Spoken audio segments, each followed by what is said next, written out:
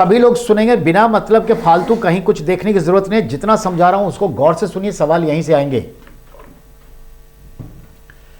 ऐसे पड़ा कंपनी का नाम हिंडनबर्ग, ध्यान देना है। एक जर्मन एयरशिप का नाम था हिंडनबर्ग, ध्यान देंगे। जर्मनी भाषा का शब्द है बर्ग। बर्ग का अर्थ होता है एमपी कंस्टिट्यूएंसी, यानी एमपी का निर्वाचन क्षेत्र को वहां बर्ग कहते हैं। जी जनाब, कितने बर्ग आपको मिल जाएंगे। तो हमारे यहां जैसे डिस्ट्रिक्ट है तो वैसे उनके डिस्ट्रिक्ट को बर्ग कहते हैं।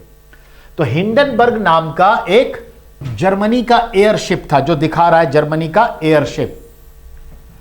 1937 में इस एयरशिप में हादसे के कारण करीब करीब 100 से ज्यादा लोगों की जान चली गई। यह जो एयरशिप था उसमें हाइड्रोजन के 16 गुब्बारे लगे हुए थे, हाइड्रोजन के 16 गुब्बारे, और इसमें 100 से ज्यादा लोगों को बैठा दिया गया था उड़ाने के लिए कि देखे कैसे काम करता है। विस्फोट हो गया, देखिए ये टकरा गया और इसमें जितने भी लोग थे डेथ कर गए। बड़ी घटना थी। इससे पता यह चला कि गलत नीति की वजह से हुआ। बाय फोर्सली इसने टेस्ट किया और इससे लोगों की जान चली गई। तो जो कोई गलत करता है उसके ऊपर हिंडनबर्ग की निगाह होगी, और इसी नाम को उसने यूज किया और इस तरह से अपना एक कंपनी खोला। तो याद रखिएगा, न्यूयॉर्क अमेरिका का रहने वाला एक व्यक्ति ने हिंडनबर्ग रिसर्च की स्थापना की, जिसका फाउंडर का नाम है नाथन एंडरसन। यह एक अपनी इन्वेस्टमेंट मामले में अनदेखी से बड़ा नुकसान हुआ, और शेयर बाजार में लोगों को ऐसे नुकसान होते रहते हैं। हिंडनबर्ग खुद एक एक्टिविस्ट शॉर्ट सेलर की का भी करता है। यह खुद एक शॉर्ट सेलर है, बहुत खतरनाक है ये शॉर्ट सेलर। अब ध्यान दीजिए, आपके पास एक शब्द आया शॉर्ट सेलर।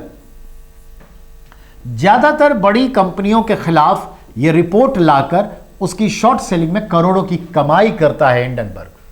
अब आइए जांच के दायरे में शॉर्ट सेलिंग।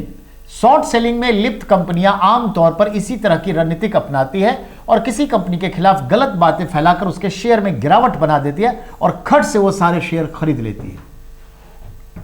6 साल पुरानी कंपनी है यह हिंडनबर्ग। 2017 में इसकी स्थापना हुई थी, ठीक है, यह भी ध्यान में रखिएगा।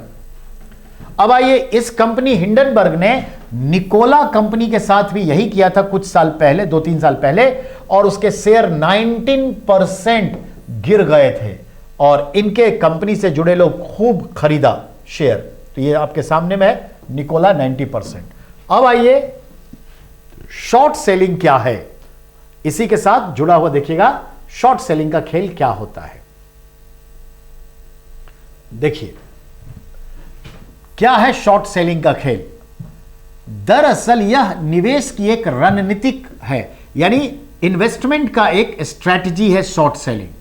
आमतौर पर शेयरों में निवेश करने वालों को फायदा तब होगा जब शेयर की वैल्यूज बढ़ेगी, लेकिन शॉर्ट सेलिंग में उलट होता है, शेयर गिर जाता है।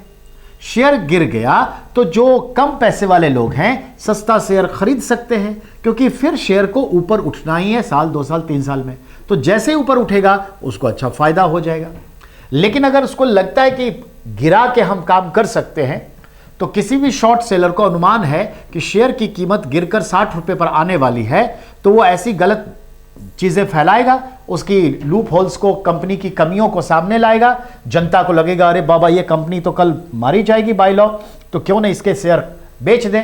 जैसे ही कंपनी के शेयर होल्डर शेयर को सरेंडर करेंगे, अपने आप भाव नीचे आ जाएगा। जैसे ही भाव नीचे आएगा, वह शॉर्ट सेलिंग में इंतजार करने वाले जो हैं खट से उसको खरीदना शुरू करेंगे।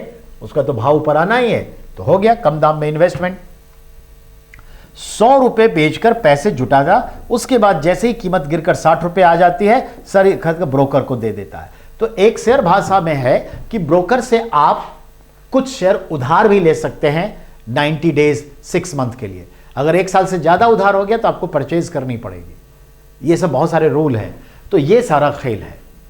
तो समझ में आ गई बात। चलिए नेक्स्ट के ऊपर बात करते हैं।